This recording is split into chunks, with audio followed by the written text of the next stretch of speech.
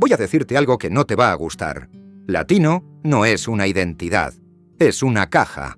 Una caja en la que alguien metió a 19 países que no se parecen en nada. Le pegó una etiqueta y cerró la tapa de mala manera, sin preguntarle a ninguno. Y desde dentro de esa caja, esos 19 llevan 200 años dándose codazos por ver quién queda menos aplastado contra la pared. Comparten idioma, sangre, religión y hasta el mismo señor que los conquistó. Y aún así se desprecian con la precisión de un relojero suizo. Esto no es un malentendido, no es un choque puntual, es un sistema. Y tú lo sepas o no, lo admitas o no, juegas en él todos los días. Empecemos por la mentira fundacional, porque todo lo demás cuelga de ahí. No existe el latinoamericano. Es un invento, una etiqueta de marketing geopolítico que mete en el mismo saco a un mexicano del desierto, a un argentino de la pampa y a un cubano del trópico como si fueran la misma cosa. Y no lo son. No se parecen en nada, salvo en un detalle, en que ninguno eligió estar en la misma caja que el otro. Y para entender cómo acabaron todos ahí dentro, hay que hablar del hombre que lo intentó y fracasó. Simón Bolívar. Hoy lo tienes en estatuas, en billetes y en aeropuertos de medio continente, y casi nadie recuerda lo esencial, que perdió. Soñó con una sola América, grande y unida, y esa América se le deshizo entre las manos. No por culpa de España, ni de los gringos, ni de ningún enemigo de fuera, sino porque los propios latinoamericanos, apenas se quitaron al imperio de encima, decidieron que preferían 19 repúblicas peleadas a un solo país. La Gran Colombia explotó, Centroamérica se fragmentó, y Bolívar, ya moribundo, escribió la frase que resume todo lo que viene después, que había arado en el mar. La unidad latinoamericana es la única religión del mundo con millones de devotos y 0 practicantes. Todos juran que la quieren, nadie movería un dedo por ella. Ese es el primer chiste de esta historia, y es amargo. Lo único que de verdad une a Latinoamérica es el sueño de una unión que nadie piensa cumplir. Así que se quedaron solos. 19 huérfanos del mismo imperio, obligados a inventarse una personalidad de la nada. Y cuando no sabes quién eres, el atajo más rápido no es decir qué eres, es decir qué no eres. ¿Y qué es lo que no eres? El vecino. Siempre el vecino. Así se dibujó el mapa real de este continente, que no es el de las fronteras que te pintaron en la escuela, sino el de los rencores. Vamos a recorrerlo despacho por despacho, como quien hace la visita guiada de un manicomio. Arriba del todo, presidiendo, está México. Y México tiene un problema crónico de cuello. Lo lleva atornillado hacia el norte. Vive obsesionado con Estados Unidos, ese vecino que un día le arrancó medio territorio y al que ama y odia a partes iguales. Y mientras mira hacia arriba con esa mezcla de rencor y deseo, le da la espalda olímpica a todo lo que tiene debajo. Para el mexicano de a pie, lo que hay al sur de su frontera es niebla, un decorado. El resto del continente, en cambio, lo ve como al ruidoso de la fiesta. El del sombrero, el tequila, el grito, el mariachi, el que está convencido de que su comida es la mejor del planeta y lo verdaderamente insoportable casi siempre tiene razón. Es una potencia cultural a la que los demás reducen a postal, mitad por envidia, mitad porque el propio México se dedica a exportar esa postal con entusiasmo. Pero el chiste de verdad está dentro de casa, porque México no es un país, es un continente disfrazado. El regiomontano del norte, industrial y serio, mira al sureño como a un compatriota más lento y más pobre. Yucatán se siente medio nación maya aparte. Jalisco reclama la propiedad exclusiva del tequila, el mariachi y la mexicanidad entera. Y por encima de todas esas peleas internas, reina un consenso sagrado, lo más parecido a la unidad nacional que México ha logrado jamás. Todos, absolutamente todos, odian al chilango, al de la capital. Un país tan dividido que solo se pone de acuerdo para despreciar a su propio centro. Si eso no es amor, no sé qué es. Y por si su desprecio hacia el sur fuera poco teórico, ahí está el detalle más incómodo. Los migrantes centroamericanos que cruzan México rumbo a Estados Unidos suelen descubrir que el hermano latino los trata bastante peor que el gringo del que huyen. La frontera sur de México puede ser tan dura como la del norte, pero esa, claro, es una conversación que en México casi nadie quiere tener. Y debajo de ese México que no mira hacia abajo está el Istmo, Centroamérica. 6 países enteros que el resto del continente funde en una sola palabra borrosa, como quien dice, esa zona de paso hacia Estados Unidos. Guatemala, Honduras, El Salvador, Nicaragua, Costa Rica, Panamá. 6 naciones con historias propias condenadas a sonar igual en boca ajena. Y dentro de esa masa que nadie distingue, hay jerarquías feroces. Costa Rica se cree la Suiza del trópico, el país sin ejército, el del café y la pura vida. Y mira a sus vecinos por encima del hombro, como si compartir frontera con ellos fuera una desgracia del mapa. Panamá vive de un canal que durante décadas ni siquiera fue suyo, y de $1 que tampoco lo es. Y prefiere mirarse en el espejo del Caribe antes que admitir que es centroamericano. Guatemala carga a la espalda con el corazón maya y con una guerra larguísima. El Salvador, pequeño y denso, exporta tanta gente como nostalgia. y Honduras y Nicaragua se disputan el papel de hermanos pobres a los que nadie invita a la foto, porque hasta el último de la fila necesita a alguien todavía más abajo. Y por si quedaba alguna duda de que aquí nadie se salva, Honduras y El Salvador llegaron a entrar en guerra de verdad, con ejércitos y muertos, a raíz de un partido de fútbol clasificatorio. Lo llamaron la Guerra del Fútbol, y no es una exageración periodística, es el nombre histórico literal. 2 países yéndose a las armas por un balón. Si quieres entender Centroamérica, empieza por ahí. 6 países mirando todos hacia el mismo norte que no se digna a mirarlos de vuelta. Hay algo casi tierno en esa terquedad. Pero bajemos al drama de verdad. Porque si hay una rivalidad que dejó de ser chiste para convertirse en tragedia en directo, es la de Colombia y Venezuela. 2 países que se quisieron a la manera latinoamericana, es decir, mal, pero muy de cerca. Compartieron a Bolívar, compartieron frontera, compartieron telenovelas, reinas de belleza y un odio futbolero que casi era cariño. Y entonces se les invirtió el mundo. Venezuela, que durante todo el siglo XX fue el país rico al que emigraban los colombianos huyendo de su propia guerra, se desplomó. El petróleo dejó de ser bendición, y el río humano cambió de dirección de golpe. Millones de venezolanos cruzando a Colombia, a Ecuador, a Perú, a Chile, a Argentina, en el éxodo más grande que ha visto este continente. Y aquí pasó lo de siempre, lo que pasa en todas partes. El que llega se vuelve culpable. El venezolano dejó de ser el hermano rico para convertirse, en boca del vecino, en el que vino a quitarte el trabajo, a bajarte el sueldo, a ocupar la esquina. Y el venezolano le devuelve la mirada al colombiano que ayer mismo lo recibía y le sirve el desprecio con intereses, recordándole que su país también ardió en su momento. El colombiano, mientras tanto, arrastra su propio expediente. Para el resto del continente es narco o es reggaetón, Pablo Escobar o perreo, según lo que el chiste necesite ese día. Un país entero condenado a repetirle al mundo que es muchísimo más que sus 2 exportaciones más famosas. 2 vecinos rotos por el mismo derrumbe, repartiéndose la culpa en partes exactamente iguales. Y lo más bonito de todo es que, en mitad de la tragedia humana más grande del continente, estos 2 encuentran tiempo y energía para mantener viva su otra gran guerra, la de la arepa. Porque sí, colombianos y venezolanos llevan años discutiendo, con una seriedad pasmosa, de quién es de verdad la arepa, ese disco de maíz que ambos consideran patrimonio sagrado e intransferible. Y a esa se le suma la guerra de las reinas de belleza, 2 países que durante décadas midieron su honor nacional en coronas de Miss Universo. Un éxodo de millones de personas y al mismo tiempo, una pelea a muerte por una masa de maíz y por una tiara. Eficiencia continental.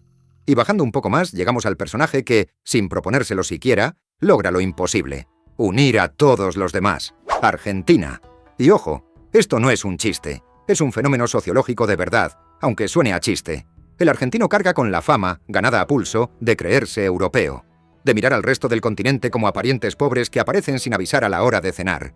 El argentino, según los demás, no camina, desfila, no nos habla, sentencia, no opina, te corrige. Y si le preguntas de dónde se siente, te hablará de Italia, de España, de un abuelo que llegó en barco, de cualquier sitio antes que del subcontinente donde nació. El ancla está en el diván. Argentina tiene literalmente una de las mayores densidades de psicólogos por habitante del mundo, y aún así es el único pueblo capaz de psicoanalizarte a ti, a tu país y a tu historia entera, mientras te explica, sin que se lo hayas pedido, por qué su selección es la mejor del mundo y por qué su carne, su dulce de leche, su tango, su Maradona y ahora su Messi no se discuten. Buenos Aires se mira en el espejo y ve París, y le ofende profundamente que el espejo no esté de acuerdo. Y aquí viene lo glorioso. Esa arrogancia genera una irritación tan transversal, tan perfectamente democrática, que es probablemente lo único en lo que mexicanos, peruanos, chilenos, colombianos y bolivianos están de acuerdo. El deporte continental de bajarle los humos al argentino. Y el argentino, claro, interpreta ese odio unánime como pura envidia, lo que confirma su teoría, lo que aumenta el odio, lo que confirma todavía más su teoría. Un motor de movimiento perpetuo alimentado por su propio ego. A su lado, Uruguay observa con la paciencia del hermano menor que ya se cansó de aclarar que no, que él es otra cosa, más tranquilo, más sobrio, con el termo y el mate bajo el brazo a todas horas, el europeo de verdad y no de pose. Y Paraguay, encerrado en el corazón del continente, bilingüe en guaraní y castellano, sobrevive siendo el país del que casi nadie tiene siquiera una opinión formada, que pensándolo bien, puede que sea el peor insulto de todos, ni siquiera te odian, es que ni se acuerdan de ti. Oye, un segundo, antes de seguir, que sé que si llegaste hasta aquí, ya elegiste a quien odias de esta lista. Si te está gustando este recorrido por el manicomio identitario más entretenido del planeta, dale a me gusta y suscríbete. A mí me ayuda y a ti no te cuesta nada. Ya está, sin dramas. Sigamos, que todavía queda gente por ofender. Vamos al oeste, a la cordillera, donde hay una herida que lleva siglo y medio sin cerrar. Chile y Perú. Estos dos no se odian de oídas, se odian con papeles, con historia, con una guerra de verdad detrás, la Guerra del Pacífico, en la que Chile, allá por el siglo XIX, le arrancó territorio a sus dos vecinos del norte. Como ya no pueden volver a dispararse, han trasladado el conflicto a un campo de batalla mucho más sangriento: la cocina. ¿Quién inventó el pisco? ¿De quién es el ceviche? ¿De quién es la papa? ¿Quién hace el verdadero suspiro a la limeña? Es una guerra que se libra en restaurantes, en denominaciones de origen y en peleas de internet escritas con un patriotismo culinario que da auténtico miedo. Perú reclama su trono gastronómico ante el mundo entero y Chile contraataca por el flanco económico, recordándole a todos quién tiene las cifras más altas, quién es el ordenado, el serio, el que funciona. Dos países atrapados para siempre en un duelo por demostrar quién perdió menos. Al chileno, de hecho, el resto del continente lo llama medio en burla, medio en serio, el inglés de Sudamérica, por ese aire de orden, de distancia, de quererse mirar más en Europa que en sus vecinos. Y a él, en el fondo, el apodo no le molesta tanto como debería. Y mientras tanto le sigue disputando a Perú hasta el último plato y al argentino hasta la última botella de vino, porque en esta cordillera no se desperdicia ni una sola oportunidad de pelear. Y justo en medio de esos Andes, sin un solo metro de salida al mar, está Bolivia, el personaje trágico-cómico perfecto. Perdió su costa en esa misma guerra contra Chile y no ha dejado de reclamarla un solo día desde entonces. ¿El ancla visual? Bolivia tiene armada, una armada naval, con barcos, con marinos y con uniformes. En un país que no tiene mar, una flota que navega el lago Titicaca y, sobre todo, la nostalgia. Cada año, puntual como un cumpleaños, el reclamo del mar regresa al discurso oficial, porque hay agravios que conviene más mantener abiertos que resolver. Y el resto del continente nunca sabe del todo qué hacer con Bolivia, si compadecerla por lo que perdió o ignorarla por lo lejos que le queda de todo. Lo único que tiene en común con Paraguay, su gemelo de desgracia, es precisamente eso. Son los dos únicos países del continente sin un metro de costa, hermanados en lo más triste de todo, que el mar solo les existe en los mapas de los demás. A su lado, Ecuador hace malabares consigo mismo, partido en dos: la Sierra de Quito, seria y andina, contra la costa de Guayaquil, comercial y escandalosa, despreciándose mutuamente como si fueran dos países distintos metidos a la fuerza dentro de uno. Y por si le faltara enemigo, Ecuador se peleó con Perú de verdad, con tanques y aviones, tan tarde como en los años 90, por unos kilómetros de selva amazónica que casi nadie sabía ni ubicar en el mapa. Porque en este continente ninguna guerra se acaba, solo cambia de formato. Y luego está Brasil, que merece capítulo aparte porque, sencillamente, vive en otra película. Brasil no participa de esta pelea. Brasil la observa desde arriba, gigantesco, tropical, sonriente y absolutamente ajeno, hablando otro idioma. Mientras los 19 hispanohablantes se sacan los ojos por quién inventó qué plato, Brasil gana mundiales, llena el planeta entero de su música y comete el pecado imperdonable. Cuando un brasileño dice América, muchas veces se está incluyendo solo a sí mismo, como si España y todas sus colonias fueran un detalle del decorado de fondo. Para el hispanohablante, que ha aprendido a usar la palabra Latinoamérica como sinónimo de nosotros los que sufrimos juntos, esa indiferencia tan tranquila resulta una ofensa personal. Brasil es el primo gigante que vive en la misma casa, pero entra por otra puerta, cena a otra hora y ni se ha molestado en aprender el idioma de la familia. Y lo peor de todo, lo realmente intolerable, es que encima le va bien. Y el golpe final, el que de verdad duele, es que a Brasil todo esto le da exactamente igual. Mientras el continente hispanohablante se desvive por quedar por encima de él, Brasil ni siquiera se ha enterado de que existe la rivalidad. No hay desprecio mutuo. Hay un desprecio que solo va en una dirección y un gigante distraído que mira hacia otro lado. Y no hay nada que enfurezca más a un latinoamericano que ser ignorado por el único vecino al que de verdad le gustaría parecerse. Y queda el último rincón, ese que el continente entero trata como una fiesta permanente y nunca se toma del todo en serio: el Caribe. Cuba, República Dominicana, Puerto Rico. Para el imaginario continental son sol, ron, salsa, dominó en la esquina y poco más. Como si tener playa fuera incompatible con tener problemas. Y vaya si los tienen. Cuba arrastra medio siglo de épica revolucionaria y de escasez, partida en dos Cubas que se odian con la pasión de la familia que dejó de hablarse, la de la isla y la del exilio de Miami. República Dominicana comparte una sola isla con Haití, en una de las fronteras más tensas del hemisferio, y mira a su vecino con un recelo que arrastra siglos enteros. Y Puerto Rico habita el limbo más extraño de todos. Ni país independiente, ni Estado de la Unión, con pasaporte estadounidense y alma caribeña, despreciado por unos por ser demasiado gringo y por otros por no serlo del todo. El resto del continente los mira a los tres y repite, con esa condescendencia tan suya, que ahí nadie trabaja, que solo se baila. como si sobrevivir cantando no fuera también la forma más difícil de resistir que existe. Y aún así, entre ellos tampoco hay paz. Puerto Rico exporta el reggaetón al mundo entero y el resto del Caribe le discute la corona. República Dominicana defiende la bachata como religión y los tres comparten el béisbol con una pasión que en el resto del continente, obsesionado con el fútbol, nadie termina de entender. Tres islas que el continente mete en el mismo saco y que, dentro de ese saco, también se las arreglan para no estar de acuerdo en nada. Ahora bien, hasta aquí, los personajes. Pero a lo mejor te estás preguntando por qué este odio funciona distinto al de cualquier otra parte del mundo. Porque lo es distinto. El europeo odia al vecino que es diferente. El francés y el alemán ni siquiera se entienden el idioma, chocan de frente. El latinoamericano hace algo mucho más enfermo. Odia al que es idéntico a él. Ese es el primer engranaje y el más profundo, el espejo. Es facilísimo despreciar al que tiene tu misma cara, tu mismo idioma y tu misma independencia frustrada, porque en su fracaso ves el riesgo del tuyo y en su éxito sientes una traición personal. Cuando a tu hermano le va mal, te tranquiliza. Cuando le va bien, te hierve la sangre. Por eso al mexicano le da exactamente igual Noruega, pero puede recitarte de memoria los defectos del guatemalteco. Noruega no le hace de espejo. El de al lado, sí. El segundo engranaje nadie lo dice en voz alta, pero todos lo aplican a diario. Es la escala. Una jerarquía no escrita donde el estatus se mide en gramos de europeidad, en blanquitud, en distancia respecto a lo indígena y lo africano. El argentino presume de bajar de los barcos. El cono sur entero se coloca solo en lo más alto y mira al mundo andino, a Bolivia, a Perú, al Ecuador serrano, con una condescendencia que jamás reconocerá en público. Y al caribeño negro le toca el último escalón de un ranking que nadie diseñó, pero que todos respetan. Es un racismo elegante, sofisticado, que funciona también precisamente porque se niega a sí mismo. El mismo país donde el galán de la telenovela es rubio y la sirvienta es morena jura, con la mano en el pecho, que ahí no hay racismo. Y esa negación tan firme es justamente la prueba de que lo hay. Y el tercer engranaje es el más paradójico de todos, y tiene nombre propio: Estados Unidos. Tú dirías que tener al mismo gigante del norte metiéndose en los asuntos de todos debería unirlos, ¿no? Un enemigo común. Pues hace exactamente lo contrario. En vez de solidaridad genera competencia. Una pelea silenciosa y constante por ver quién le cae mejor al patrón, quién firma el mejor trato, quién consigue las visas más fáciles, quién es el aliado preferido y quién el díscolo al que castigan. México negocia, Colombia colabora, Centroamérica directamente suplica, y cada uno de ellos se cree en secreto el favorito del mismo país que, desde arriba, los ve a todos como exactamente lo mismo. Un patio trasero con acentos distintos. Compiten a codazos por las migajas del que dicen odiar.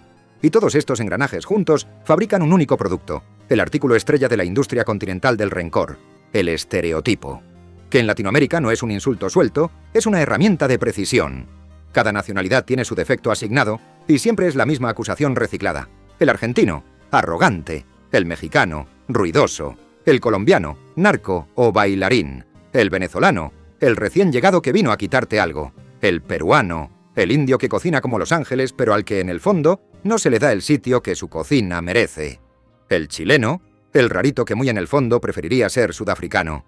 El boliviano y el paraguayo, los olvidados, tan abajo que ni un estereotipo decente les dedican. El caribeño, el que no trabaja, el que solo baila. Y el centroamericano, ni eso. No existe como persona, existe como bloque, como masa amorfa de gente que pasa hacia el norte. Y aquí está el truco que lo explica todo. No son insultos al azar, son un sistema perfectamente coherente. Cada país necesita desesperadamente que exista alguien un escalón por debajo. Su pobre, su inculto, su salvaje, para poder mirarse al espejo y sentirse, al fin, un poco más arriba. Y donde mejor ves esta maquinaria girando a pleno rendimiento es en la migración, el laboratorio en vivo del desprecio. El boliviano que llega a Argentina, el peruano que llega a Chile, el nicaragüense que llega a Costa Rica, el venezolano que llega a cualquier parte. Todos descubren la misma verdad incómoda, que el pueblo hermano de los discursos, en la práctica, les reserva el peor trabajo, el alquiler más caro y la mirada de reojo en el autobús. La solidaridad latinoamericana es un cartel precioso que se cae al suelo en el instante exacto en que el de al lado cruza la frontera buscando lo mismo que tú. Y por si la teoría te empieza a saber a poco, este odio tiene dos estadios donde se juega en directo, todos los días, con público en las gradas. El primero es el idioma. Comparten una sola lengua, la que les dejó el conquistador, y la usan para pelearse por quien la habla bien. Cada país jura que su español es el correcto y el de los demás una deformación graciosa. El mexicano se ríe del che argentino. El argentino detesta el doblaje neutro mexicano, ese acento de ninguna parte que durante décadas le puso voz a todos los dibujos animados del continente. El colombiano presume de hablar el español más puro del mundo, una frase que tiene el don de enfurecer a los otros 18 a la vez. El chileno habla tan rápido y con tanta jerga propia que el resto del continente admite sin la menor vergüenza que a 1900 veces no le entiende ni una palabra, y el caribeño se come las eses a una velocidad que para los demás suena directamente a otro idioma. Una misma lengua, 19 maneras de usarla como arma arrojadiza. Y el segundo estadio, el sagrado, es literalmente un estadio, el fútbol.